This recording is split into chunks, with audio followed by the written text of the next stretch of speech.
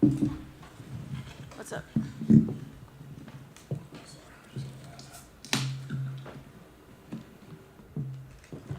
Rosen obviously is probably still processing everything right now. So relative, I guess, what are the feelings like right now? I won that fight. I stuck to the strategy. I felt like as if I landed more shots. I even took her down. None of her takedowns were significant or any control time.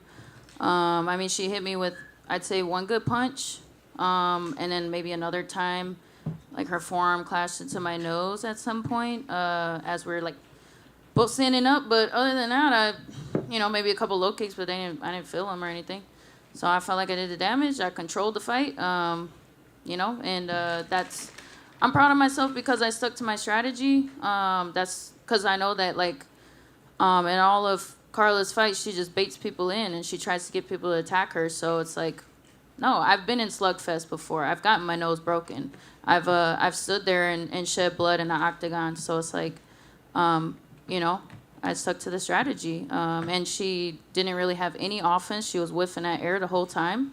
So I thought I won. I'm really still trying to process this because I'm not trying to be salty or anything.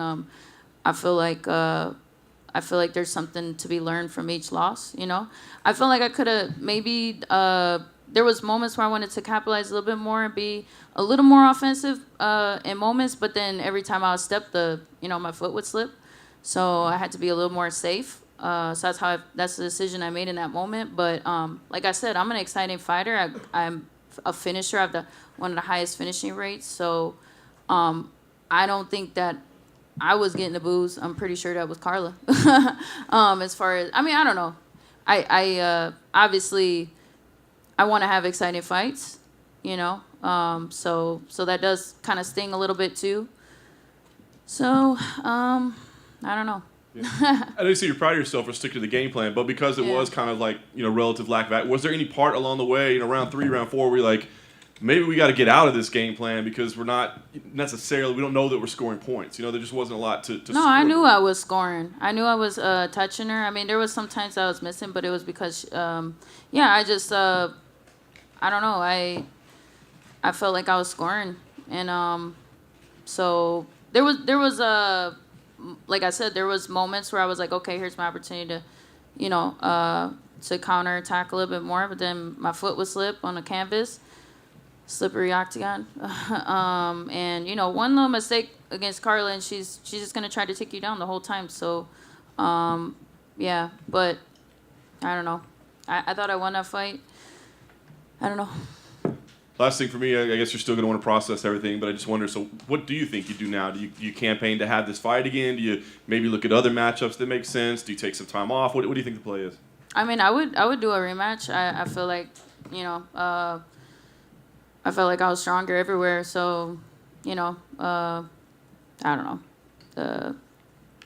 Not sure, but, I would take the rematch. Rose, if you did take the rematch, would you employ the same game plan, or would you try and mix it up just to be sure that you'd come out with a victory? I don't know. I would probably think about it. Talk with my team a little bit.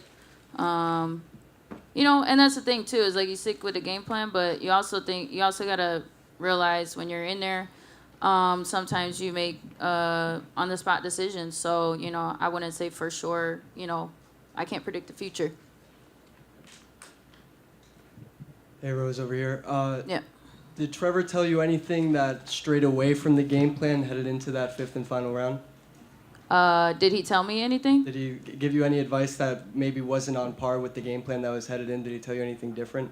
The only thing he was telling me was, okay, now we can start, having some more fun and letting loose your 4 rounds up, and you can go out there and have some fun. And did you feel like that right hook that you landed was the biggest shot landed in the fight?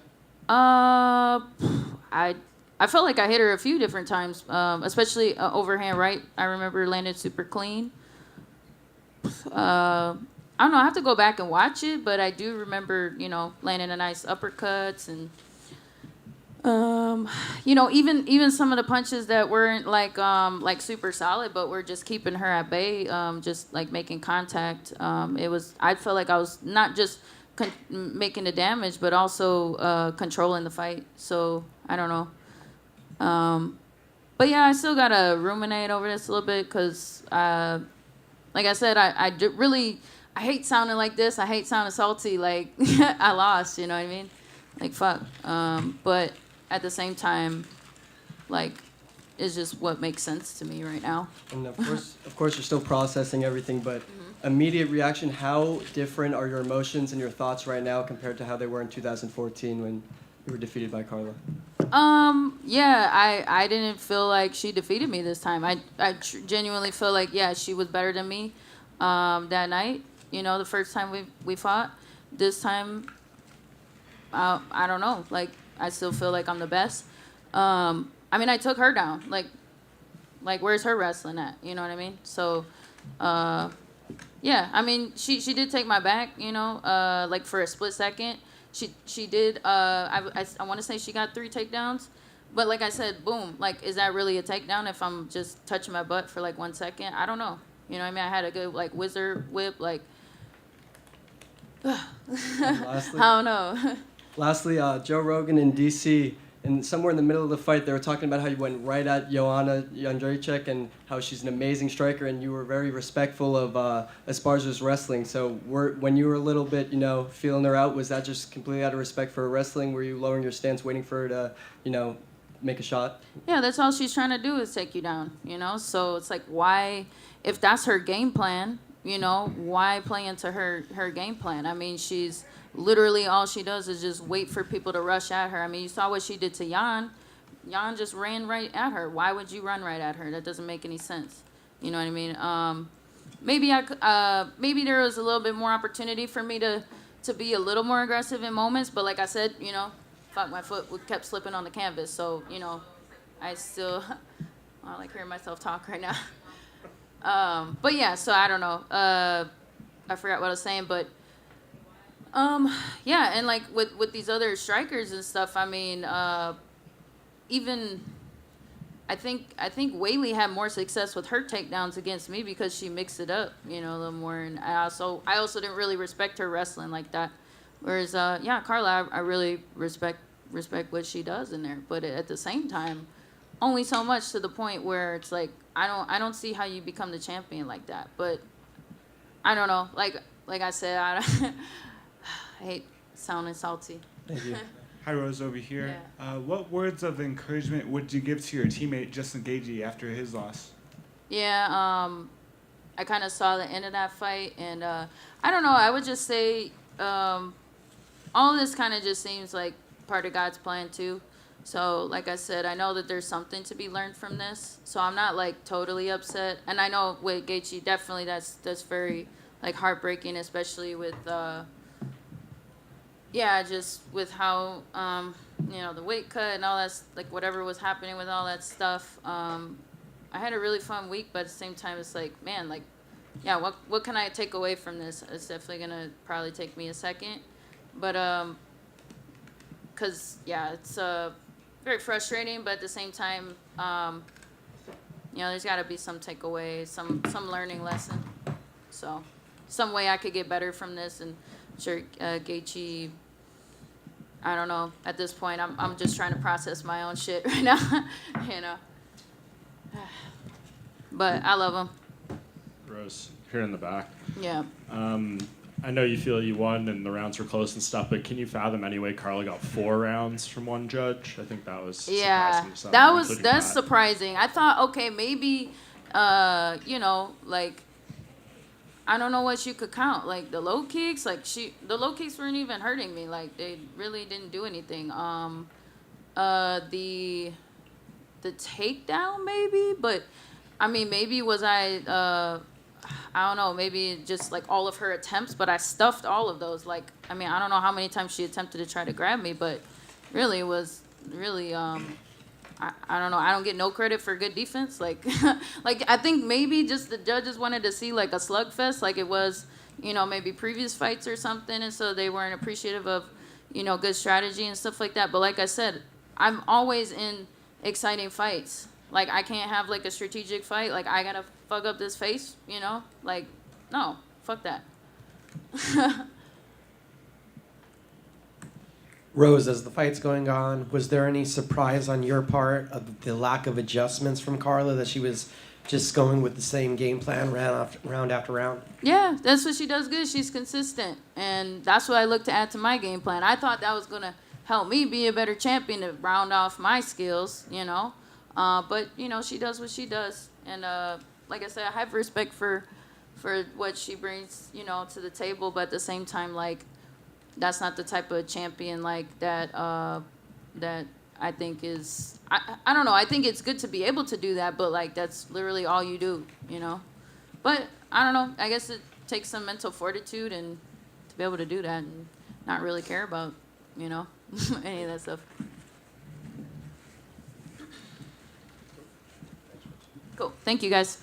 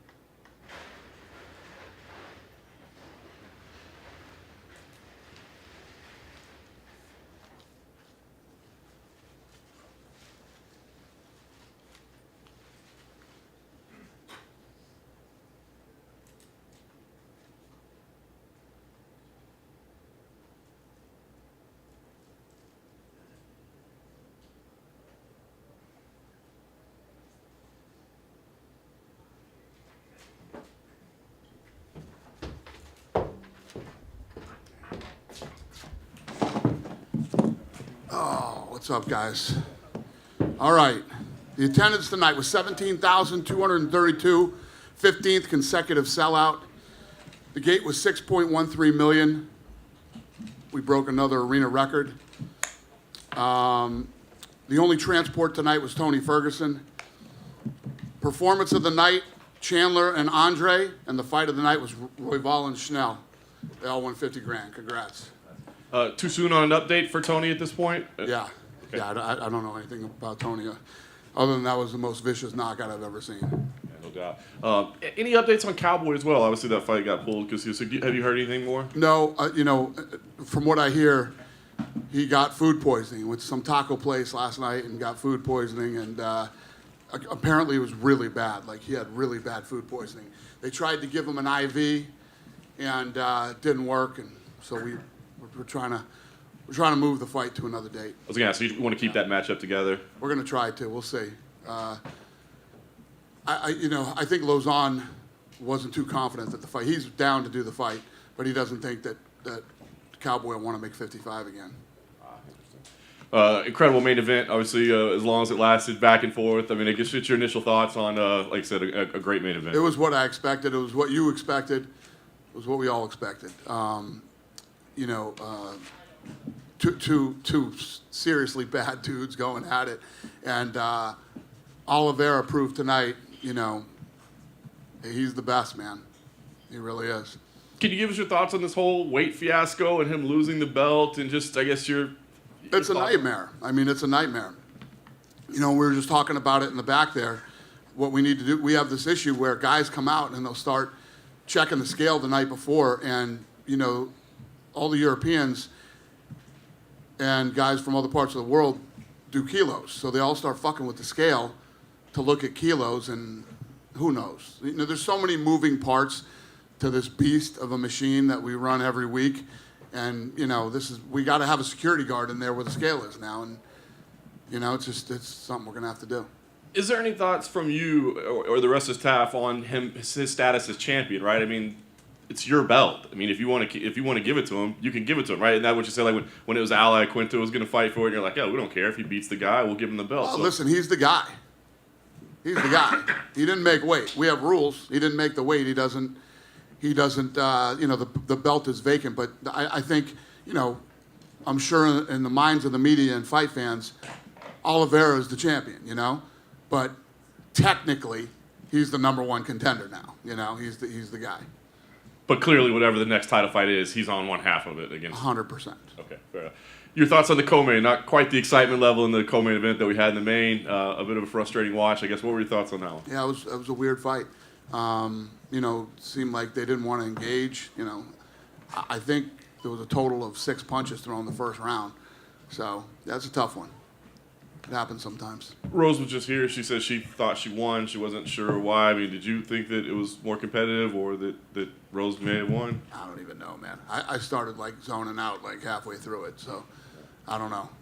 I guess last question for me is, because of the way that fight played out, would you ever look at pairing them together a third time, or do you now look at that as I'm not going to do that fight ever again? Well, I don't think anybody's clamoring for that rematch.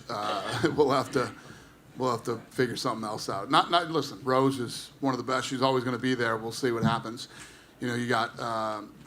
Did we announce that fight yet? Did we announce the one? Just say it, and then we'll let you know if you did or not. I don't know. Whaley and Joanna. Yeah. Okay. So when that fight happens, You look at that as number one. 100%. Dana, Yep. down here to your right. Obviously, being a champion comes with pay-per-view points. I don't know if you guys have discussed that, but what's Charles' status with pay-per-view points? He gets it. He will still get them? Yep. Even for his next fight as well? That's a good question. I don't know. We'd figure that out. Tonight, DC got inducted into the Hall of Fame. Curious if you could just give us some thoughts on Daneil Cormier and what he's been like to work with. Love him. Super important to the sport. Obviously, means a lot to this company. And, yeah, love him. Happy for him. And it's cool to see somebody that happy to be inducted, too. He was pretty busted up. Because we don't tell these guys when we're doing it. We just surprise them the night of. So, yeah. What was your reaction to the Charles weight thing in real time? As you're getting updates about it? No oh my fucking God. It's the worst thing that can happen during a, you know. So when the weigh-in's going on, Lene is texting me everybody's weight as they come in, and she hit me with all the people, and then I hit her back and I said, no Oliveira? And she's like, he's up next. So I was like, oh shit, why is he last? What's, you know? And, you know, the worst thing that could possibly happen happened. Thanks. Dana, next to you right here. I know you called Michael Chandler's knockout like the most vicious you had seen, but what do you want next for Tony? That's now like 3-4 in a row, and he's, as you said, coming off a bad knockout loss. Yeah, well, everybody was asking me this week leading up to this fight, is this a make or break for Tony Ferguson, if whatever? And I said, no, I mean, he's still one of the top 10 guys in the world. He looked damn good in that first round. But that was a vicious knockout. You know what I mean? I think what needs to happen now is Tony needs to take some time off after that knockout, and I don't know. You know, but it's not like, oh my God, Tony got dominated and you know, looks like he doesn't even belong here. And Tony looked damn good right up until he got caught. And you know, in this game, anybody can get caught with anything. Michael Chandler also said he'd be down to fight Conor at 170. Conor said that fight could actually happen in the future, maybe not next, but what do you make of that call out? Yeah, that's a fun one, man. I mean, who the hell wouldn't want to see that fight? Yeah, that's fun. But Conor's not ready yet, so Conor's hurt. So, you know, when Conor's 100% and can actually really start training for a fight, then we talk about what's next for Conor. But listen, who doesn't want to see Chandler versus Conor? Raise your hand. Oh, he's just messing with his camera there. I thought it was Andre Fiallo said he ran down back here, and he said he already booked a fight for Singapore in a couple of weeks, but didn't have an opponent yet. Listen, man, you know me. I love that shit. He came back into my green room after and was like, I want to fight. He's laid out 3 dates for me that he wants to fight. Matchmakers are screaming no. I'm like, we're doing it. If he wants to do it, I'm in. I love that shit. But no name yet? He didn't say he didn't have a name? No. Then do you have to have a conversation with Shogun now? I know he said he wanted 2 more fights, so I would assume next fight would be the end of it. Yeah, I think Shogun is Shogun has 1 fight left. You know, and again, I mean, actually, I'm glad you asked me that question. Anderson Silva. What the fuck is Anderson Silva talking about? When have any of you ever heard me talk negatively, except for the fight in Abu Dhabi, about Anderson Silva? Never. I've never talked bad about Anderson Silva. Not only that, we let the guy, you know, fight through his contract. He lost, you know, like 7 of his last 8 or 8 of his last 9 fights, you know, and always treated him with, I don't know where the hell this is coming from him, that then I started trying to make it so he couldn't make money after, you know. I said, Jake Paul's looking to fight somebody, fight Anderson Silva. That guy's out there. You know, he's available. And he's 47 years old. It's baffling to me. Anyway, so that, you asked me that, it's like Shogun is a legend, not just here, but in the sport. You know, pride here. And it's not like Shogun went out there tonight and looked like, oh my God, this guy can't even compete in the sport anymore. He's got 1 more fight left on his contract, so you know, I'll give it to him and let him make that money and go out the way he wants to. When's the last time you actually talked to Anderson? It's been a long time. But his son hits me up. He wants to come to fights. Absolutely. And this is his house. If he ever wants to, you know, that came out of left field and makes absolutely no sense to me. Unless you guys have heard me say something that I don't remember saying. The only time I ever said anything negative about Anderson Silva was in Abu Dhabi after that fight. Finally, Randy Brown said the fighters weren't allowed to walk out with flags. Is that something that's going to move forward? Yeah. Any specific reasons or just no flag? You know why. You guys know why. Hey, Dana. Let's not even play that fucking Dana, game. I think you had expressed some frustration towards Anderson when he made that comment that the UFC was more of a family back in the day, when like he referenced Lorenzo being there and how it's been different. Do you recall that one? No. Is that negative? I don't know. He had said that about you, and I think you were frustrated about it. I don't think I was frustrated. Okay. Another question. A lot of people... Did you hear me talk negatively about him? No, I don't think it was particularly negative, but you thought he was kind of out of line when he made that comment, I recall. Thought it was probably weird or something. Yeah. But yeah, never negative. I never said anything bad about Anderson Silva. Tell me something I said bad about Anderson Silva. I think you're right. A lot of people kind of freaking out when they saw that War Room, all the fights on the board and stuff. I know a lot of those have been confirmed. I'm sure you know what I'm going to ask. Nate Diaz versus Hamzat Chimaev. What's the deal with that? Some of those are just placeholders. So when we go in there, we'll have placeholders in place. So none of that stuff are done deals. Those are all, some of them are just placeholders. Some of them are done and some of them aren't. Is that a fight you want to do? Yeah. Has it been offered to Nate? I don't know. And another one was on there was Jones and Stipe. John Jones had come out over the weekend and said the UFC is playing little games and making that fight. Do you have any idea what he's referencing? I'm sure he did. You know what? Now that would be something that I could go, oh, John. If I was John Jones, I think the same thing because it's on the board in there. But you can't. That's why we shot that podcast in there, but we didn't announce anything or say anything. That's just shit that's on the wall in there. And that fight is not happening then, no. So no games. John knows what's going on. That wasn't, that's something that people read on the wall, not something that we said is done. And you guys put together Max Holloway and Volkanovski. That was part of the lineup that came out today. Was that always the fight that you guys wanted to do next since it was originally booked for earlier this year? Yeah. Perfect. Thank you. Okay. Hey, Dana. After everything that went on this weekend, Beneil Dariush and Islam Makhachev, you still want to make that fight next? I do. But Joe Rogan just grabbed me in the hallway and told me not to. Winner of that fight, would that be for the number one contender spot? Yes. So then, with everything that went down this weekend, any way Michael Chandler or any other name could be fighting Charles Oliveira for the vacant lightweight strap before that fight, we get the results for that? Yeah, I don't know. I mean, the fight just happened. Brandon Royval, number 6, he got the victory, he got the performance bonus. He called for a flyweight title belt. What do you think he's got to do? He's probably at least one more fight away from that. Yeah, I don't know. I don't know tonight. I don't make fights the night of the fight. Any update on what to do for the flyweight title? Are we going to see the trilogy fight with Brandon Moreno and Figgy? The quadrilogy, rather. Probably not. Yeah, it's probably not going to happen. What's going to happen instead? Well, I'll tell you when we announce it. Appreciate it. All right. And Dana, right behind over here. Yep. The Footprint Center was rocking all night. I think I saw 3 empty seats throughout the night. I'm pretty sure those people were in the bathroom. So what did you make of the crowd tonight? That's always, this is the second time that this place has been incredible. The fans here are nuts. I love it.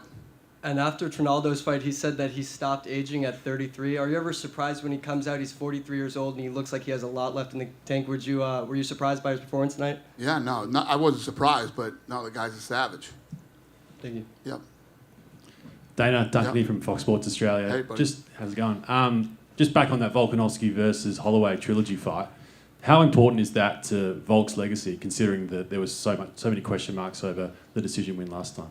I don't know if there's any question marks about him now. I mean, that guy, after his last performance, he looked unbelievable, unstoppable.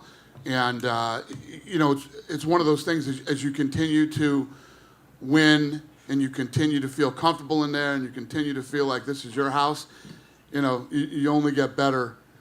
And it's going to be interesting to see this fight. This is the fight that needs to happen. I think everybody wants to see it.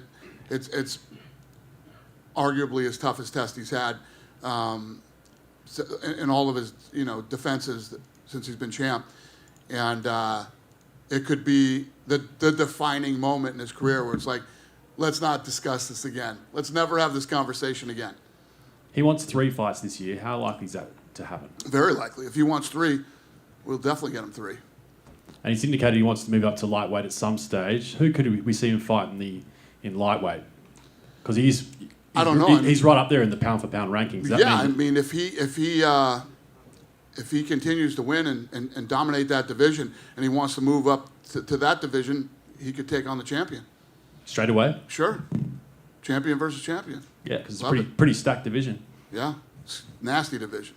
And just one final one on International Fight Week. Israel Adesanya, one of the biggest superstars in the sport. Just your thoughts on that fight with Cannonier? Yeah, he's another guy. That's what I love about Israel. He always wants to fight. This guy wants to fight all the time. He wants to stay busy. And, he's another guy that's been cleaning out that division. So Cannonier's the next guy. Dana, this one for you right here. To your right. Mm-hmm. Michael Chandler says that he's Dana White's favorite fighter. Can you confirm or deny Who? this? Michael Chandler. Michael Chandler. I like Michael Chandler. Yeah, the Dana White privilege thing is ridiculous. Tonight had nothing to do with Dana White privilege. I had nothing to do with what happened in there tonight. I saw somebody sent me this fucking stupid article that some moron wrote last week about Dana White privilege, and that basically bitching about fighter pay. And then Conor came out with a statement about Tony, and then this guy said, this guy embodies Dana White privilege, whatever the fuck that even means. It's the most ridiculous thing that I've ever heard in my life. So you're bitching about fighter pay, yet a guy like Conor McGregor, who's built himself up, sold millions of pay-per-views and become a star, has Dana White privilege? Fucking one of the dumbest things I've ever read in my life. It's unfortunate that that's just the type of fucking guys that write stories in this sport. But anyway. Awesome event. I hope I answered your question. Hi, Dana. Hi. Mauricio Shogun, he has just one more fight, right, in UFC. Yes. What kind of opponent do you have in mind for him for his last fight? Sir, I love you. The guy just fucking fought 2 hours ago. I have no idea who he's going to fight when he fights again. Sure, fair enough. What for you? What makes more sense? Conor fighting Michael Chandler, Charles Oliveira, Kamaru Usman, since everybody's calling him out. Yeah, I mean, he's the biggest superstar in the sport, so everybody's going to call him out. I think that first of all, talking about Conor he's not ready. When Conor's 100% healthy, you look at what the leg. Like, I'll give you an example. You guys, for the last however many months, want to talk to me about Conor. I would have never said Chandler in a million years. And then tonight happened the way that it happened, and Chandler says, hey, Conor, let's fight. And Conor's like, yeah, you know what? I actually would like to fight you. I think it would be an exciting fight. So by the time Conor is ready to actually compete, who knows what's going to happen? Who knows what the landscape's going to be? But I promise you, we'll make a good one.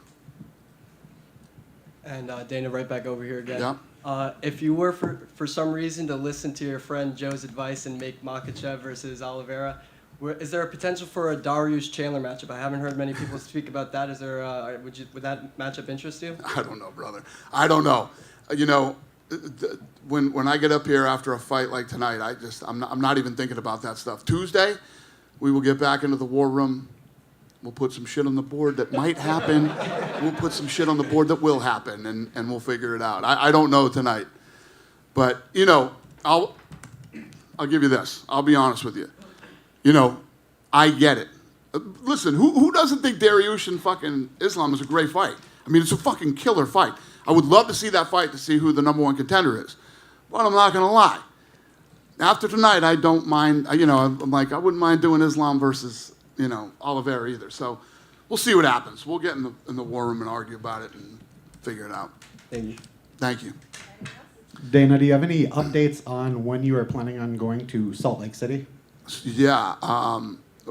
Did we announce that? Soon, my friend. Soon. We are definitely coming to Salt Lake City, and it'll be soon. Anyone else? You good? Have a good. Just one more. Since we're talking about all the lightweights, I asked you this in Jacksonville. Dustin Poirier is really wanting to fight. Any update on a potential fight for him? No, not yet. Okay, thank you. Thank you, guys. Have a great night.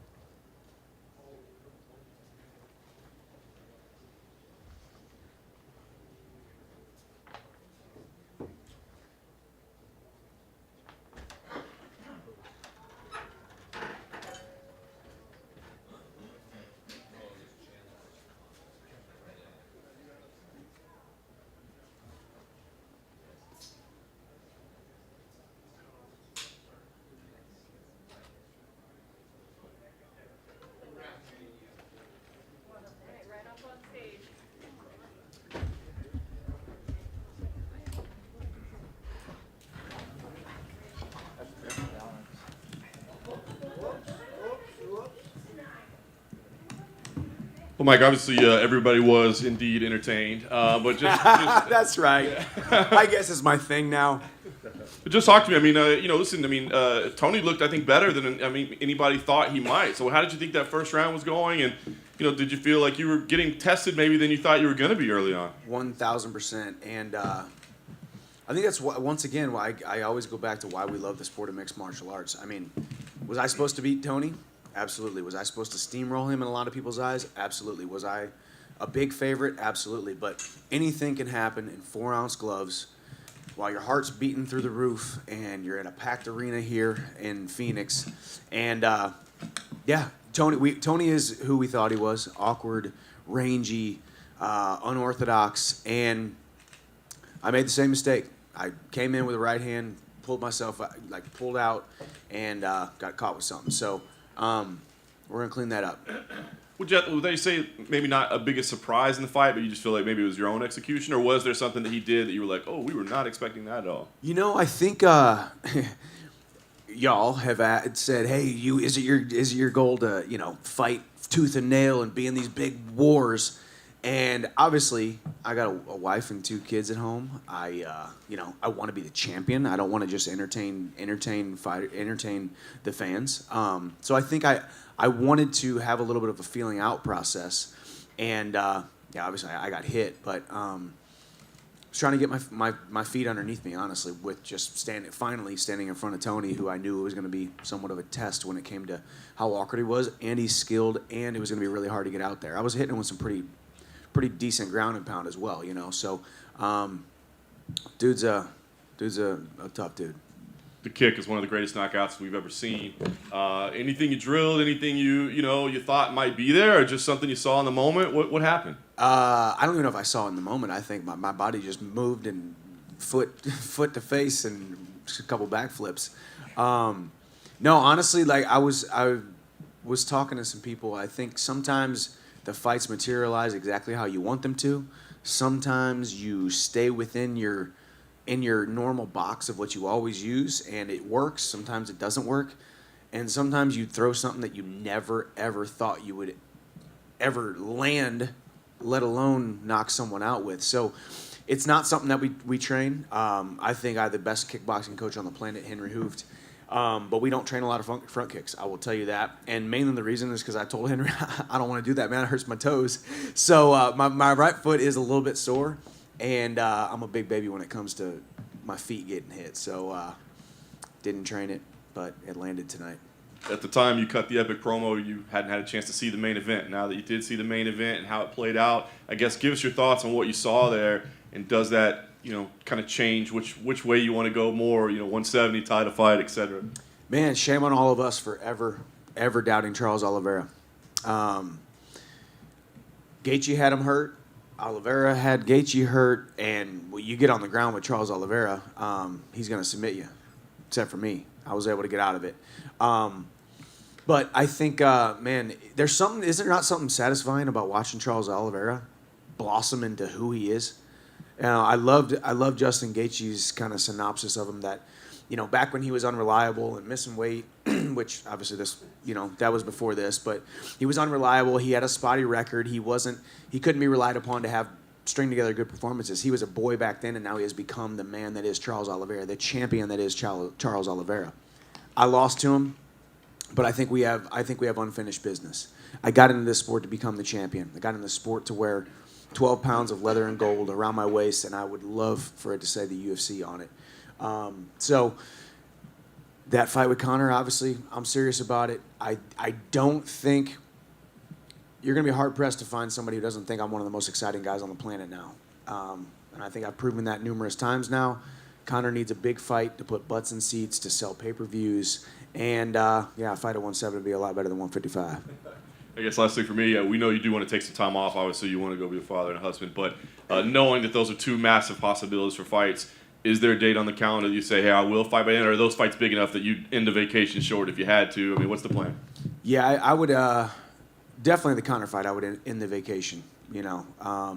We'll see what happens. Listen, when Conor comes back and he's healthy, I'll be there. But once again, in typical combat sports icon that is Conor McGregor. He left his options open. He said that's definitely a fight he wants down the line. Obviously, he's tweeted, and it's a fight that he wants down the line. He's deserved and earned the right to be that, you know, decide when you want to fight, who you want to fight, and where you want to fight. So I'm just the guy waiting in the wings. I'm just a guy with a black eye and a sore right foot who's just collected a bonus, and I'm pretty darn happy about it. I get to go home and kiss my wife and hang out with my sons. Michael, when you saw Conor's tweet... And my dad's laughing over there. He's getting some of the bonus, that's why. Yeah, exactly. When you saw Conor's tweet, what did you think? Did you think he was sort of saying, no, not yet? Or do you think he was just sort of thinking, I'll see what it's like when I get back? Well, number one, yeah, I mean, I think, as I said, Conor has earned the right to keep his options open. He's a combat sports icon. He's the biggest, one of the biggest sports stars on the planet, and he deserves to be able to, you know, make his decisions when he wants to make his decisions. Do I think I'd be a great dance partner? Do I think I'd be a formidable one that won't just give him a challenge, but also put butts in seats because people know that I am electrifying when I step inside the octagon now. So, typical Conor fashion, he left his options open. He deserves to do that. And once again, always nothing but respect. I've never been the guy who's come at Conor. I don't need to disrespect somebody or throw pot shots at him to want to beat him inside of a cage. Was that a strategy that you thought, like, I think this will work better to get the fight with him? What, to be respectful? Be nice, yeah. No, I mean, The 170 thing, for example, like, that's a little twist, that. Oh, 170 was a twist. I just dislike fighting 155, and if it's not for the title, why the heck am I going to make 155? Y'all, I'm not the smallest lightweight. And I've been seeing pictures of Conor. He looks beefy, looks big, looks strong and powerful, and that's what I said. I want you at your biggest, baddest, and at your best, and most dangerous. Let's do it at 170. Do you ever sort of stop to kind of be surprised at how much you've managed to cram into a UFC career so quickly? You know, it sure is a feather in my cap, and it sure is cool as an athlete. My wife over here would probably say it's been a struggle, obviously, but this is what we wanted to do. We sat down and said, this feels right. This is what we want to do. I want to go to the UFC. And when I first had that meeting with Hunter Campbell and that call with Dana White, I said I want to come in and get shot out of a cannon. I want to fight the best guys, the biggest stages, the biggest on the line. And I've come through with my end of the bargain, which is putting on great shows and now winning some fights. I'm now 500 in the UFC, so that's good. And and just be entertaining and be a good thing for the organization. Listen, man, these guys don't understand what they have. If you've never fought outside of the UFC, you have no idea what it's like to be outside the UFC. And then you come to the UFC and you get your eyes open to what the premier mixed martial arts promotion on the planet is. So we'll see what happens next. Michael, right here. Say you don't get the title shot against Charles next and you do get Conor. Outside of all the lightweights right now that Charles hasn't fought, who do you think has the best chance of dethroning him? I don't know. Obviously, everyone talks about Makhachev. Makhachev's got a puzzle. He's big. He's strong. Him and Charles are similar when they're mainly grappling guys. But man, stop disrespecting Charles Oliveira's hands, guys. I mean, for him to put it on Gaethje like he did tonight. Obviously, we saw what happened with me. I mean, the guy's putting it together, man. He's is kind of the champion for a reason. Obviously, it's a weird scenario going on there. So, Makhachev, I mean, Dariush is still very good. Myself. So, we'll see. Then after you won, they showed you hop up on the cage. You were looking for your son in the crowd, and then you got him. And then they showed you whispering, and then you put him down. What did you tell him when you were up there? I think I said I just love you so much. I'm so proud of you. I told him he doesn't quite get it, and I told him there's going to be like 25,000 people there, and he doesn't even know what 25,000 is. But I'm like, there's going to be a lot of people there, but I am most excited that you are here. And yeah, it was. I was like, where's my son? So it was great. It was a lot of pressure. I'm glad it's over, and glad I got to kiss him after. Hi, Michael, over here. Tony Ferguson, I believe, was transported to the hospital. Is there any positive thoughts or words of encouragement you'd like to send his way? Of course, man. This is, it's a tough sport because ideally that's what I want to do to Tony Ferguson every time, right? Ideally, this is the game that we're in. We're in the game of separating people from consciousness, punching, kicking, knee and elbowing. But man, Tony Ferguson has been a guy that has helped build this division, the 155 lightweight division. You can't talk about it and talk about the history of the lightweight division without Tony Ferguson. And yeah, my thoughts and prayers are out with him, hoping for a speedy recovery. And I know he'll be back. He's El Kukui. He's the boogeyman. He's Tony Ferguson. He'll be back. Iron Michael, congrats on the big victory. How does this feeling compare to the knockout at the UFC debut in Abu Dhabi over Dan Hooker? Gosh, they're both really, really great because obviously one was the debut and this one was kind of getting back on track after 2 losses, obviously. I'd still have to go with the debut knockout of Dan Hooker. You know, I was the underdog there, as I should have been because I was coming from outside the UFC. That was a special moment. You know, there was a lot of pressure. Left the relative security of a previous organization in Bellator and came over, and so there was a lot of pressure going on there. Certainly front runner for knockout of the year. How close is this? You always say see it to the top. How close is this to the top? I think we're starting to scratch the surface, but you know, there's got to be some big fights, and I got to get that title. You know, the top, and I guess that's the thing too. I mean, because my message is not win or bust. My message is not gold or bust. It's not belt or bust, because everybody in here is going to fail, and you're going to hit setbacks, and you're going to hit roadblocks, and you're going to be down in the valleys. So I will be 100% happy and secure with myself and the calling on my life if I never become the champion. But obviously, I want to win that title. I want to fight for that title. I'm going to fight Charles Oliveira for it, or whoever he fights next if I don't get that fight next. I don't know. The journey has been phenomenal thus far. The platform is growing. I'm living a dream. I'm fighting on borrowed time. I feel like I've been fighting on borrowed time for years now, and I appreciate all you guys covering it. No complete certainty that Dariush and Islam are going to fight each other. So with that said, who is most deserving to fight for the title if it's not you? If it's not me, that's hard. What's Dariush on he's on a win streak, right? I mean, that's the thing about, I don't want to beat the dead horse, but yeah, I mean, Makhachev has 1 win inside the top 10. That's the only criticism. And I know we keep saying, well, people are dodging him, and nobody wants to fight him, and he's got 1 win inside the top 10. So this is not me coming at him. This is you asking me a question and why I think Dariush might be a better candidate, honestly, because he's got more wins inside the top 10, no? So I don't know. It's a hard one. But luckily, we got great promoters, and they'll put together fights. Congrats. Thank you, brother. That was last question, guys. See you later. You got the 20K crypto bonus. Oh, man,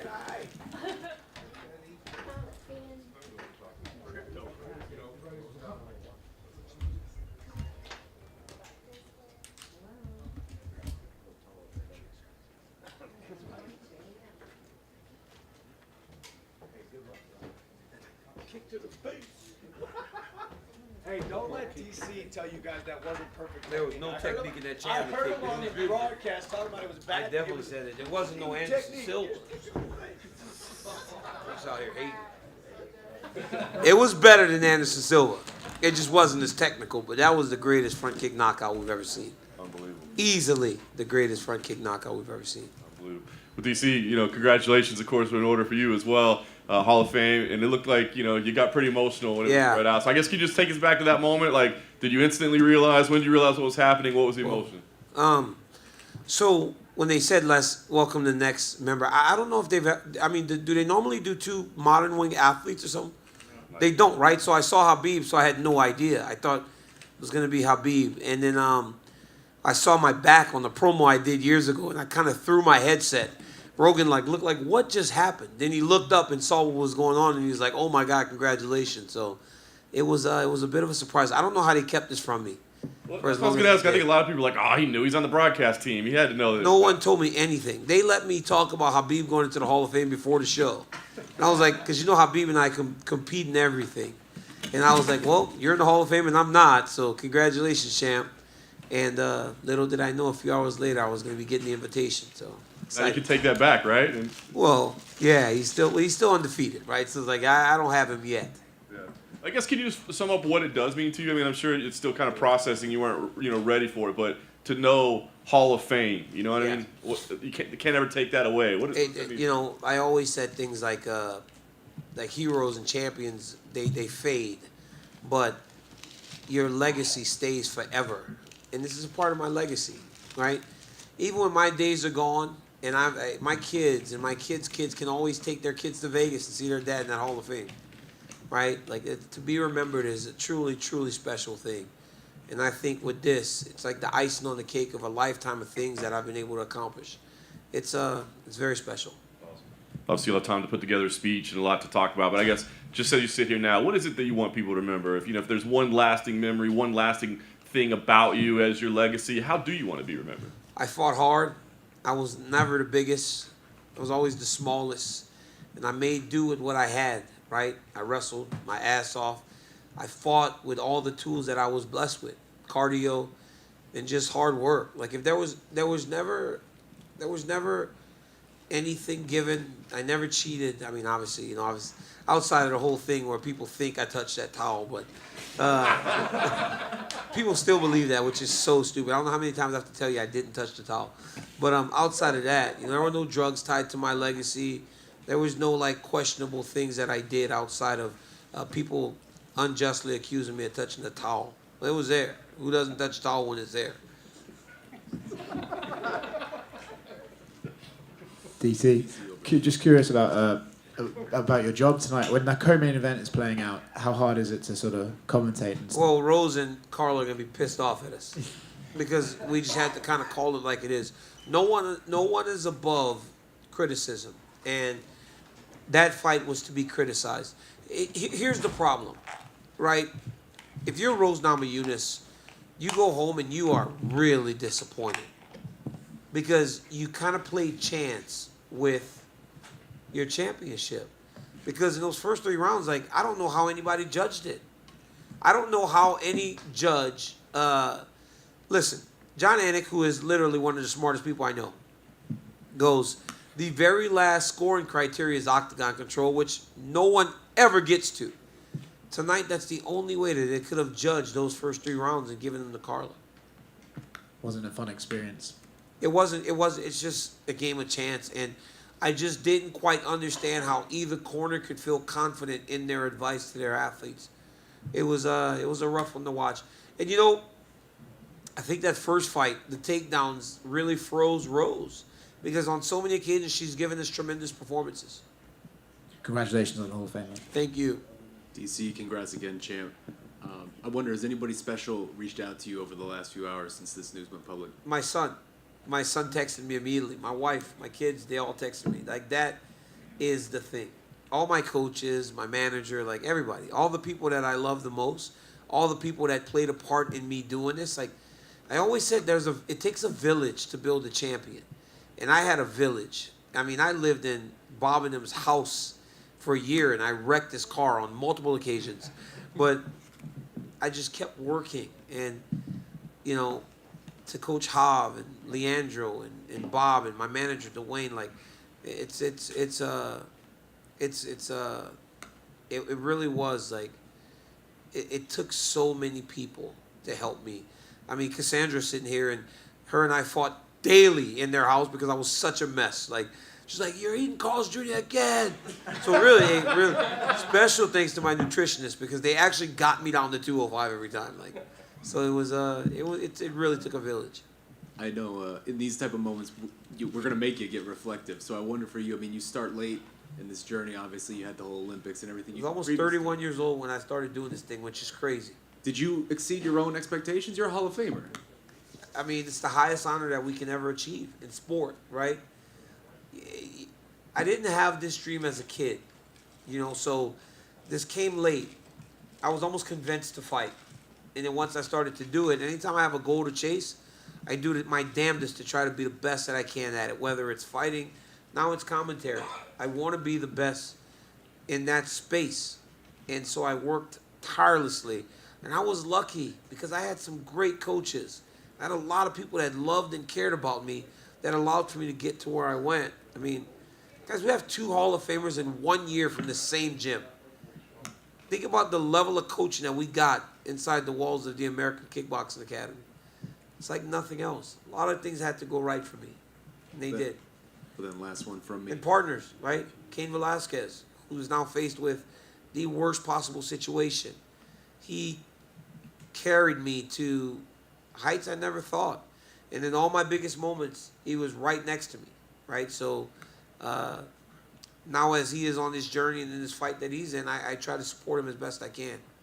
So every time you see him go to court or something, I will be there because he was always there for me. Does it break your heart to see what he's going through right now? It kills me. It absolutely kills me as a father to see what he is going through. Yeah, kills me. But I get to talk to him, which makes me one of the lucky ones. I've gotten to visit him, and I get calls from him. So I'm one of the lucky people that still get to have him in their life. Well, then last question for me. You obviously have a lot of accolades over the 11 years you were doing this. I just wonder, what's your favorite moment? I mean, what's your proudest moment over the course of this whole journey for you? It's easy to say becoming the double champion, right? Because that is going to be my crowning achievement. But just going through the fight and taking and rolling with the punches, right? From going down to 205 and having Rashad Evans teed up, a former champion to truly make an impact. It ends up being Patrick Cummins, the guy that was essentially called the Starbucks barista. 2 days, John Jones fails a drug test, being able to fight Anderson Silva. So just rolling with the punches and really just dealing with what I had in front of me. Like, I can't make my own route, right? I didn't choose to beat Anthony Johnson for the championship. It was the opportunity I had, and I took advantage of it.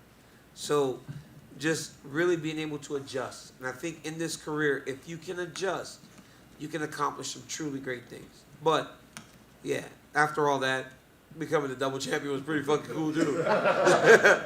And then doing it again in New York, winning that belt, and then them giving me 2 belts again. Like this, it was crazy. I had sometimes I would literally wake up, or I'd come to these things, right? I haven't done this in years. I would come to these, and I'm just like walking up with my team, and I'm like, what the hell is going on? Like, how the fuck did I get here? It just was that crazy.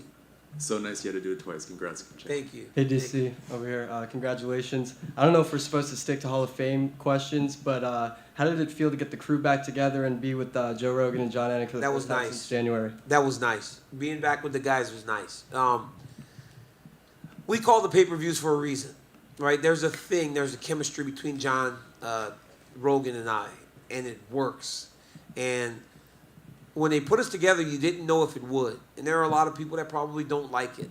But the vast majority of people enjoy the banter. They enjoy the personalities. And it felt good to be sitting next to those guys. Because I haven't called a fight with Rogan for almost 4 months. I haven't called a fight with Anik. One in Columbus. I've done my other 2 with Brendan Fitzgerald, who is a very talented broadcaster himself, Dominic Cruz, and Paul Felder. But it's just something to the big event, having the big personalities all at that table. And then back to the Hall of Fame. The UFC Hall of Fame, it's not like the MLB Hall of Fame. It's not like you steal a couple bases, hit a couple home runs, and you're in. It's a very select few. So when you look at those names in that Hall of Fame, what are the emotions and thoughts that come to your mind when you see all these other great guys, the legends? I made it, right? Like, you know, you win a UFC championship, it's so difficult. I mean, people don't even comprehend how hard it is to win a UFC championship, much less win a belt, defend a belt, win all these other belts. Because every guy in there, right, is in there because they deserve it. So it is truly a pleasure to sit alongside these people, like all these people that I've looked up to for so long. And every time, like I said, I'll be called the UFC Hall of Famer. It means the world to me. Congrats, DC. You deserve it. Thank you. DC. And one quick, is there any thoughts on who's going to do the induction speech for you? I hadn't even thought of it far in advance. I mean, I got to make sure Habib doesn't take my guy, right? We got 2 guys from the same gym getting to do it, so special. On that similar question, who's going to be the one to close the Hall of Fame show? Who's going to go on last? I have no idea. I got 2 belts. I was going to say, make the case why it should be We'll you. be arguing about that. Dana will have to sit between Habib and I as we try to decide. Because we are both going to be yelling and screaming. I'm usually pretty like, whatever. You go ahead. Maybe But he inducts you and you induct him. Maybe we do that. That'll be fun. That one's on the house. There you go, my man. How much do I owe you? I ain't got no money. I make a lot less than I did fighting. Congrats, DC.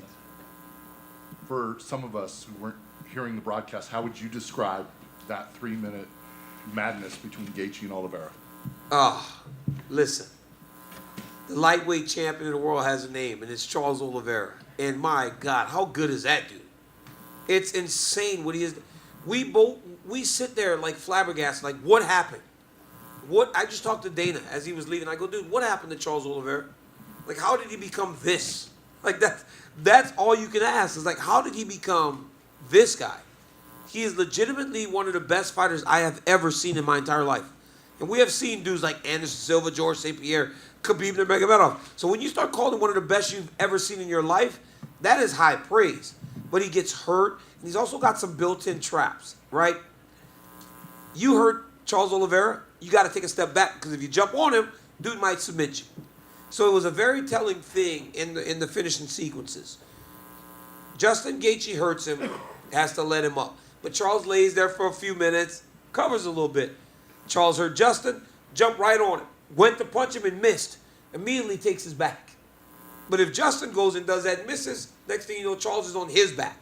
So he's got these built-in, like, traps that you have to avoid whenever you're trying to approach him. So it makes him very, very dangerous. It's dude is like, it's crazy because I can't explain it. And Carnival was happening as I was walking over here because him and his team were going nuts. Oh, quick one for me.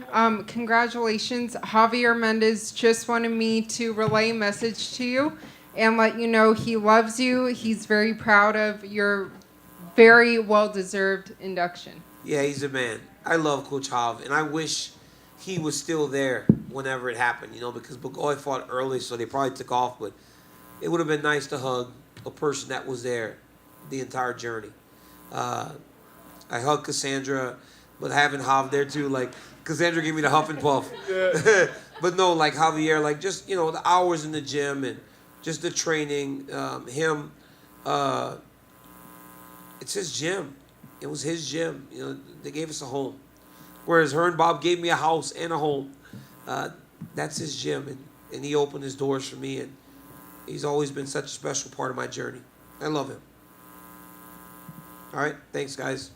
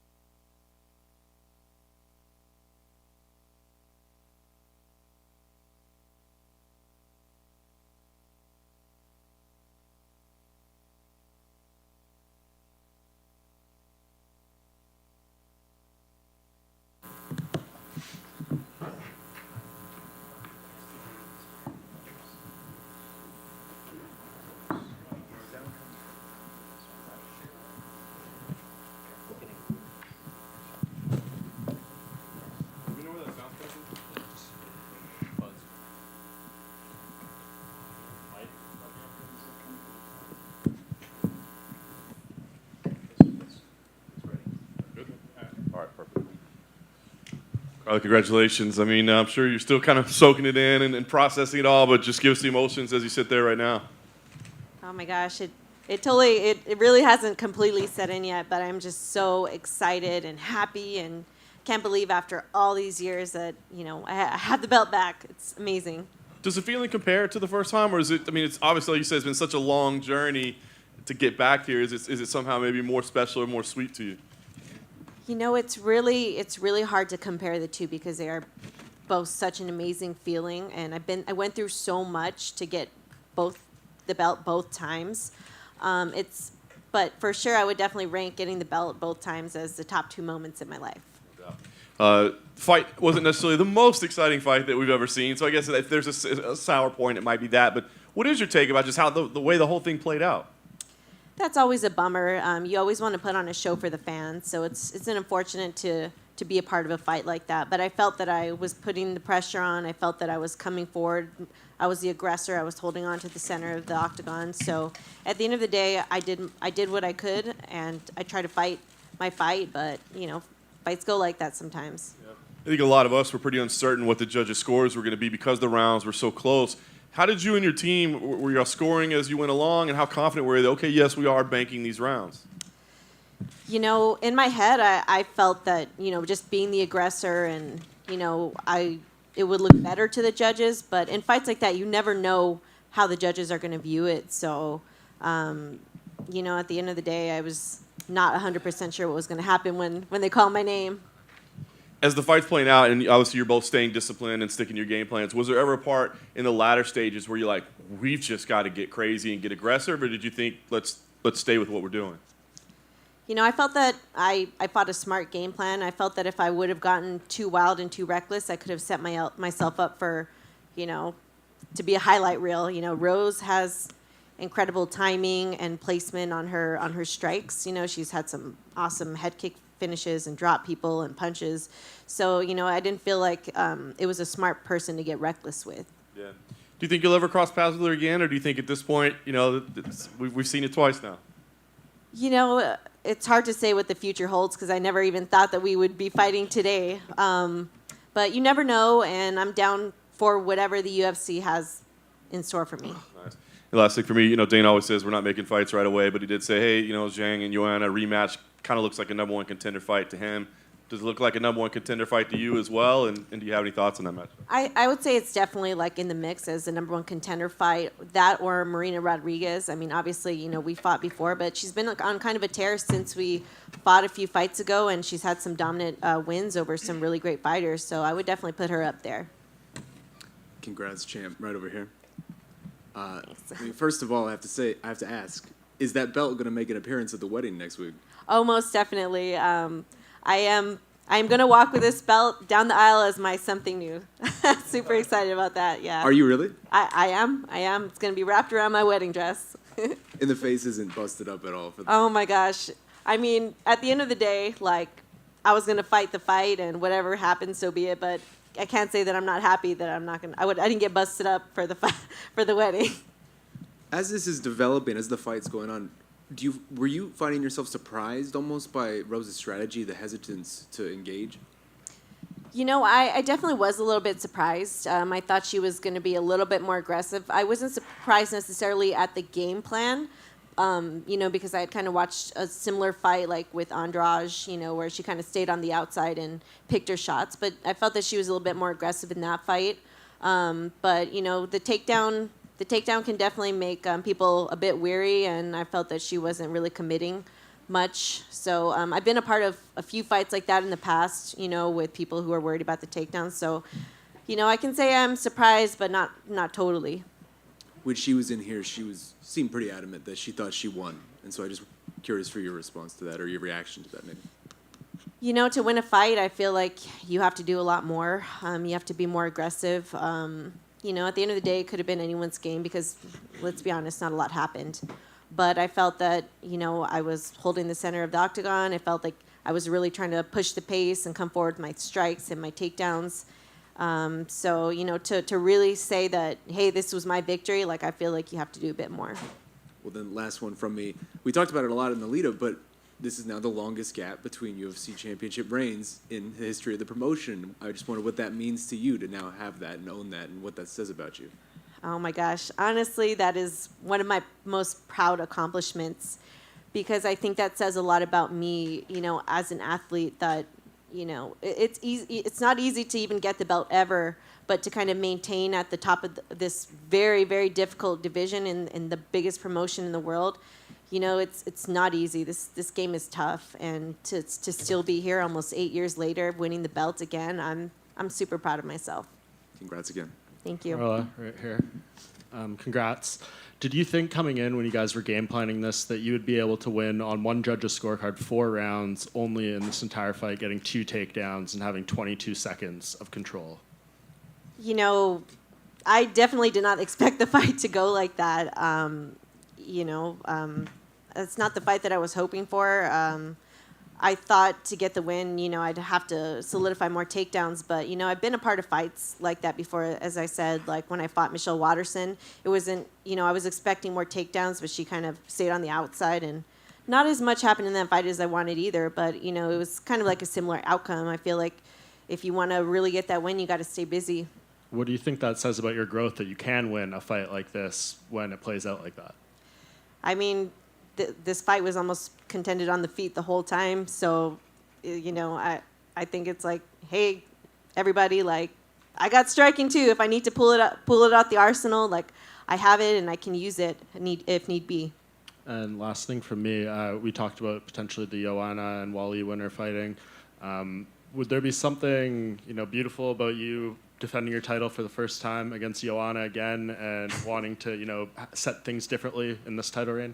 Yeah, like, it would be awesome to kind of change the history. Obviously I beat Rose the first time and won the belt and then lost it to Joanna. I feel like it would be a really big accomplishment to go in there and beat her and just kind of show what's made me stay at the top of this division, that I have changed and I have grown and evolved throughout these years. Hey, Carla, over here. We know that when you're in the octagon, you're in a fight, especially a title fight, you're uber focused. But at any moment during the fight, did your upcoming wedding cross your mind? It's kind of hard because during the fight, sometimes you're in a little bit of a blank stare. I was really focused on the fight, but definitely when the fight was finished, I was like, oh my gosh, yes, my face is clear, it's good. I was definitely super relieved. Of course, makes sense. And then going into that 5th round, what are some of the things your coaches told you, and did they feel that you were winning the bout after 4? I believe my coaches told me that I was winning, but that that she was going to come. Actually, I think they said she was going to be a little bit safe that last round. So I'm not too sure. In that last round, I was just like, oh my gosh, like I want to do more. I really want to like set it in the eyes of the judges, but it's just, I hate to say it this way, but it's like it's hard to fight someone that doesn't want to fight. Makes sense. And then you spoke a little bit about this, but going into the announcement of the decision, were you supremely confident that you had done enough to secure the win? I was confident that I had done enough to get the win, but when you leave it to the judges, you never know. So I was definitely like, come on, before they read the decision, and I was super stoked when they announced it. And then lastly, some fans out there, they feel that the fight was about a tie. It was kind of a draw, and because that Rose was the champion, that she deserved to retain the belt. What are your thoughts on that? It's unfortunate that not so much even happened in the fight, as I would have wished. So, I mean, it was definitely close, but I don't feel that Rose pushed the pace. I feel like as a champion, you really need to go after it and mark, this is my octagon, and I don't really feel that she was aggressive enough to really say like, hey, this was my win. So, at the end of the day, I got the belt, and if she wants a rematch, I'm down for that too. Congrats, champ. Thank you. What are the plans for the honeymoon going to be now with that championship money coming in? Oh my gosh. Well, I actually have the honeymoon planned already. We're going to Bora Bora for a week, and I'm so stoked on that. It's been a dream. It's been a dream of mine for a really long time. I actually, on The Ultimate Fighter, funny story, Dana White came in and was talking to us. He was like, I just went to Bora Bora, and he had a video, and I was like, I'm going to go there one day, and now it's a reality. And you said you were wearing, over here again, you said you were going to wear the belt, rock the belt down the aisle. So I'm assuming there's no position open for belt bearer instead of ring bearer. Yeah, no, definitely. I mean, I said it, so, and I mean, come on, like, what cooler piece of, jewelry, or not even jewelry, I don't know, what a better accessory piece than can you have than this belt? So.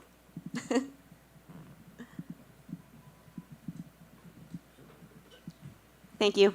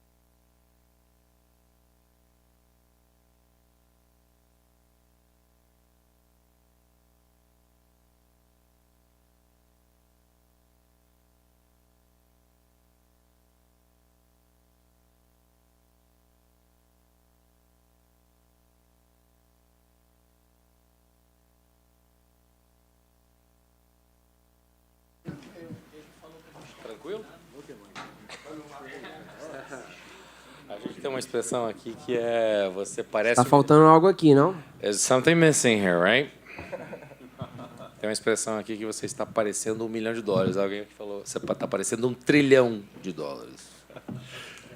Well, Charles, obviously a very, very incredible win for you tonight. I mean, a quick fight, but incredibly exciting. How are you feeling after that?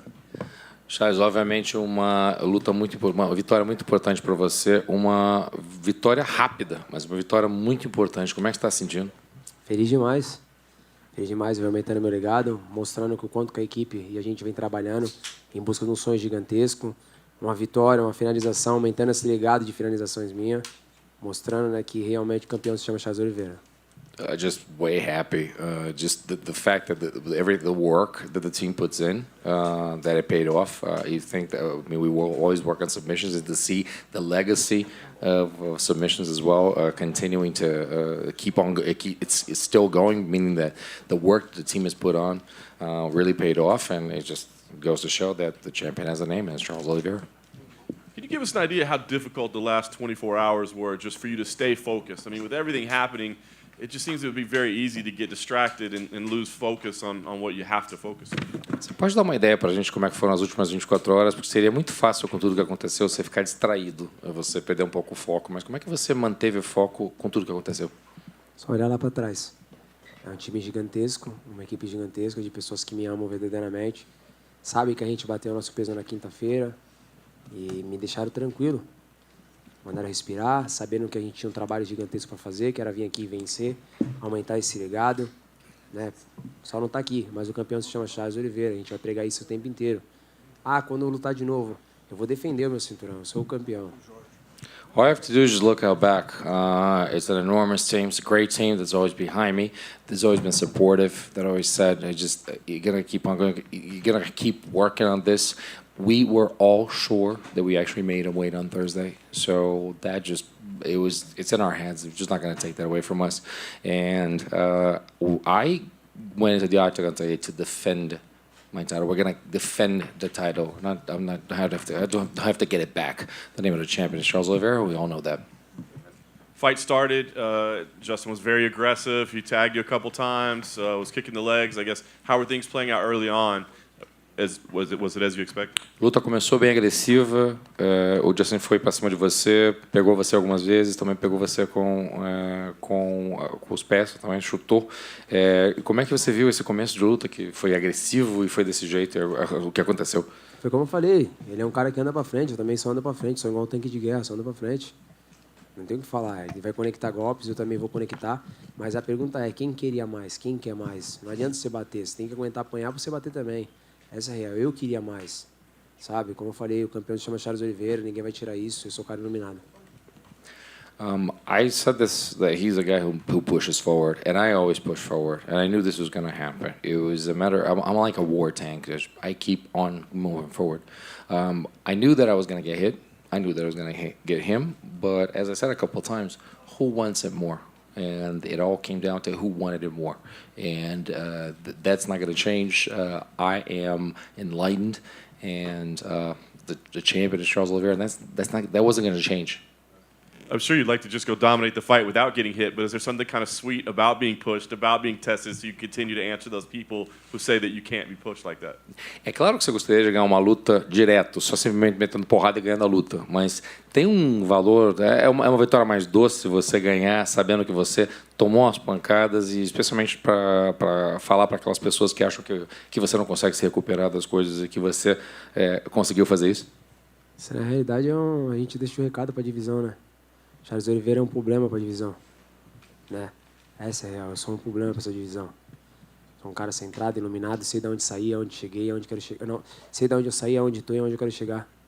Eu sou um cara iluminado. So this is a message to the division that basically I know where I came from, I know where I am, I know where I'm going, and I'm a man who's enlightened and who's also very focused. And as a message to the division, you cannot be down, but I'm going to keep on pushing forward. I'm sure you didn't want to have to deal with all this, but I guess the thing is, now if you go in again, you get a second belt instead of just a red ruby to put on there. Is that kind of sweet to know, like, hey, I can get another belt in the house? Claramente você não queria ter que lidar com isso, mas assim, a próxima vez que você ganhar uma luta, você vai ganhar um outro cinturão. Não deixa de ser uma outra conquista de cinturão. Isso impacta alguma coisa para você? Nada, eu vou voltar para casa, vou descansar, vou deixar a minha equipe trabalhar, ver quem vai ser o próximo. Como eu falei, nada mudou, o campeão se chama Charles Oliveira. Como minha filha falou, o cinturão ainda está em casa. Eu não fui nocauteado, eu não fui finalizado, eu não perdi pontos. Eu só aumentei a sequência de vitórias e de finalizações. Não faz diferença. Eu não vou ir em busca do cinturão, eu estou indo apenas defender ele. Essa é real. O campeão se chama Charles Oliveira, campeão dos pesos leves, Charles do Bronx. So, as my daughter said, I'm still the champion, so I still have the belt. It's not going to change anything. The champion's name is Charles Oliveira. I'm going to keep on going and keep on pushing and still go for it. I'm not going to defend his title. I'm going to. I'm sorry, I'm not going to get no title. I'm going to defend it, and that's pretty simple. Last thing for me, I guess, what is most appealing to you next? I mean, would it be a Conor McGregor fight? Do you see, Michael Chandler was saying that he'd like to face you again? Maybe Islam? Is there one of those names that makes more sense to you than the other? Próxima luta, já se falou em Islam Makhachev, já se falou em Conor McGregor, falou no Michael Chandler tentando ter uma outra chance com você. Qual que parece ser uma luta mais viável? Olha, eu falei lá em cima na luta do Conor McGregor em dezembro. Seria uma coisa muito legal, mas olha só, quando eu era o 7º do ranking, eu falei o nome desses caras o tempo inteiro e nenhum deles me deram bola. Hoje o campeão se chama Charles Oliveira. Deixei eles correr atrás, minha equipe vai ver quem é um cara melhor que para me lutar. Vamos fazer dinheiro, vamos fazer história. I said upstairs that Conor McGregor would be a good fight, but when I was 7th in the rankings, I talked to all these guys, I called them all out, none of them paid attention to me. So let the matchmakers do their thing, let my team actually choose, and the name of the champion is Charles Oliveira. Let them struggle to fight me. Right over here, champ. Congrats again. I wonder, can you walk us through the last 36 hours? Because I would imagine just the range of emotions that you have been going through and trying to bottle it up and deal with that frustration, that must have been something unlike anything I would imagine you've experienced. Parabéns, campeão. E primeiro, eu só gostaria de entender como foram as últimas 36 horas, porque como é que você consegue colocar essas emoções, como ele mencionou, dentro de uma garrafa, você tentar engarrafar isso e ficar para dentro de você para você internalizar. Eu não consigo nem imaginar o que você passou nas últimas 36 horas. Foi uma loucura, mas aí é a hora que a gente vê, separa os homens das crianças. Você tem que ser homem de verdade, você tem que ter um foco, né? A equipe me colocou nesse foco. O homem lá de cima falou que eu sou iluminado. Não vai fazer diferença. Eles falam que eu desisto da luta, eu mostro que não. Eles me arrumam agora o problema da balança. Vamos ver qual que é o próximo problema agora. Vamos esperar. You're gonna keep on focus. Basically, the man upstairs told us, "Man, so you're in line." My team told me, "You're gonna make this." It was craziness. I mean, everything that was happening was just craziness. But you just keep on pounding again, and you just keep on showing that what you got.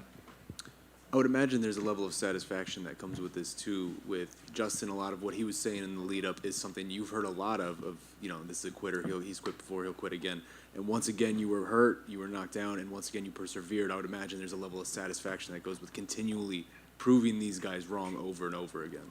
Tem nível de satisfação de sempre provar as pessoas erradas, que falam para você, ele desiste, o Justin fala as coisas, e você vai lá e prova que não é assim. O que as pessoas falam, que você desiste, que você não pode fazer isso, que você não pode fazer aquilo, deve ter um nível de satisfação maior pelo fato de você provar errado. Acho que não, na realidade, a gente não tem que ligar o que as pessoas acham, deixam de achar. A gente tem que fazer, essa é a real. Eu vim aqui para fazer história, eu vim aqui para aumentar um legado, fazer com o nome da nossa equipe cresça cada vez mais, mostrar que realmente sou iluminado, que o homem lá de cima me escolheu. Essa é real. Eles vão falar, não vai mudar em nada, a gente vai vir aqui fazer história. I really think we can't care about what other people say. It's just we're basically going to keep working, and it's going to show that the man upstairs is said I'm the chosen one. My team is going to be right by me and working with me, and it's not going to change anything. The legacy. I'm here to make a legacy and to make history, and it's my thing is that I don't have to care about other people what they think or they say. Well, speaking of that legacy, I mean, at this point, the resume is starting to get pretty absurd. The list of names, the list of records that you hold within the company. You're only 32 years old. You see somebody usually who would have this many records, they're late 30s and towards the end of their career. You still feel like you're very much in your prime. Are you exceeding even your own expectations with this? Falando desse legado, desse currículo, a lista está crescendo, a lista de vitórias, a lista de recordes, os nomes, as finalizações que se falaram. Você pensa, muita gente conseguiu chegar em certos pontos que você chegou numa idade um pouco mais avançada. E com a idade que você tem, você acha que você excedeu até as suas próprias expectativas? Não, com certeza não. Sou um moleque sonhador. Minha mãe sempre me falou para mim, não sonho em ter um Fusca, sonho em ter uma Ferrari. Quando eu entrei aqui, eu falei que eu ia fazer história. Eu era um menino no meio dos leões. Hoje eu sou um leão no meio dos leões. Né? E um leão embaçado. Essa é real. É diferenciado. Então eu vim aqui para fazer história. Eu quero fazer história. Vou continuar fazendo história. Vou continuar quebrando recordes, fazendo as coisas acontecer. E levando o nome gigante da nossa equipe. Essa é real. That was an internal Brazilian joke there, but we'll try. I'm gonna put you through this. First of all, I say I'm a dreamer. I'm a dreamy boy. Ever since I was a little kid, my mom used to say, "Don't settle for a Beetle. You don't want a Beetle. You want a Ferrari." And I started saying that I was a boy amongst lions, and now I'm a lion amongst other lions. And I'm a pretty tough freaking lion, right? That's what it was said. And I'm one that you're gonna have a hard time killing. And basically, the goals were always out there, just to be a lion amongst lions. I mean, I feel like the follow-up question to that then is, where do you feel like you stand now, historically, among all these great lightweights we have seen in this division? A pergunta que seria melhor seguir o que você falou é onde é que você se sente em termos da categoria, como você é peso leve assim, onde você está entre os pesos leves do mundo? O campeão. Eu sou o campeão da categoria. Isso não vai mudar. Essa é real. I'm the champion. I'm the champion of the division. That's not going to change. So that's how I feel. Do you feel like you're becoming one of the best lightweights of all time? Você acha que você está sendo um dos melhores campeões da categoria na história? Creio que sim. Eu venho fazendo história. Né? O mais importante é manter o pé no chão, saber de onde que eu saí, aonde que eu tô e aonde eu quero chegar, continuar trabalhando com esse time gigantesco, ser respeitoso. Mas eu acho que sim, a gente vem provando isso, luta após luta. A gente ganhou um dos melhores nomes da categoria. A gente fez história. Yeah, I do. I think we're making history. There's a legacy. I know where I came from. I know where I am. I know where I want to go. It's to continue to work this great team of mine. And I think that we're going to continue to make history. And we're going to continue to build this legacy. Well, then last one from me. I'm just curious because a lot of people have asked this, and I think a lot of people have asked me this. Was there ever any thought yesterday during that hour you got to shave your head? I think just a lot of people have been curious about that. Isso é uma pergunta que fizeram para ele, fizeram para outras pessoas também. Ontem, quando aconteceu o que aconteceu, você cogitou cortar o cabelo para perder peso? Não, na realidade nem pensamos nisso. A gente estava no peso desde quinta-feira. Quinta-feira minha equipe inteira postou isso. Sabe, eu acordei sabendo que estava no peso. Todas as vezes eu bato meu peso na quinta-feira, então eu não cogitei em nenhum momento cortar cabelo ou fazer qualquer outra coisa do tipo. A gente só tinha um foco só, que era tentar bater o peso, que coisa que a balança não estava dando certo. Mas é isso, é a vida que segue, já passou já. Vamos para cima, vamos para a próxima e aí já foi. No, actually, because we did everything that we could. We were pretty sure, our entire team was sure we made weight. So it just, the scale wasn't happening, but it wasn't helping. But we thought, life goes on. And we're going to put that behind, but that wasn't a consideration. We did everything within our power, and it wasn't happening, so we're just going to keep on moving to the next one. Congrats, Jen. Charles, right here to the left. You said it right when you come in, there's something missing. How much does it bother you right now that UFC belt isn't in front of you, that you didn't get to take the photos with it tonight, and just have all those things that come with a championship night? Quando você chegou aqui, a primeira coisa que você falou que está faltando alguma coisa aqui. Como é que você se sente de não ter o cinturão e todas aquelas coisas que acontecem quando você defende um título ou conquista um título? Está faltando isso. Como é que você se sente? Ele só não está aqui, ele está lá na minha casa. O campeão se chama Charles Oliveira. It's just not here, but it's in my home. The champion is Charles Oliveira. That doesn't change. And I know you said you're going to let the contenders come to you. Lots of them have called you out, Dustin Poirier, Islam Makhachev, etc. You're not going to pick anyone, but do you know when you would like to fight again? What month? Você falou que vai deixar o pessoal correr atrás de você para lutar com você, Makhachev, Conor, Michael Chandler. Já que você não sabe com quem você vai lutar exatamente, ou quem você não quer escolher, você já sabe a data de quando você gostaria de lutar? Acho que o time é a mesma coisa que aconteceu ano passado, está em dezembro, né? Acho que esse é o time, novembro para dezembro. Hoje aconteceu uma coisa no vestiário muito legal, a equipe inteira me abraçou ali. e falou que eu tinha que ficar no meio, que eles iam tomar todas as pancadas do mundo. E isso é verdade, então deixa eles trabalharem, deixa eles verem com quem a gente vai lutar, com quem vai ganhar dinheiro, mas eu acho que o time é dezembro, acho que a luta, acho que o legal é isso, novembro para dezembro. E tem que ser no Brasil. That's good. We basically going to do what we've done in the past, this actually recent past. So we want to find December. Just looked at the team and they corroborated.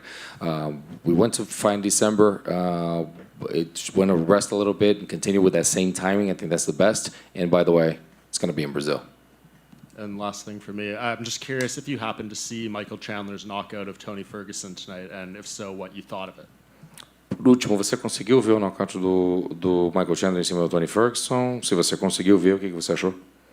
Não, eu não consegui ver. O macaco não deixou eu assistir.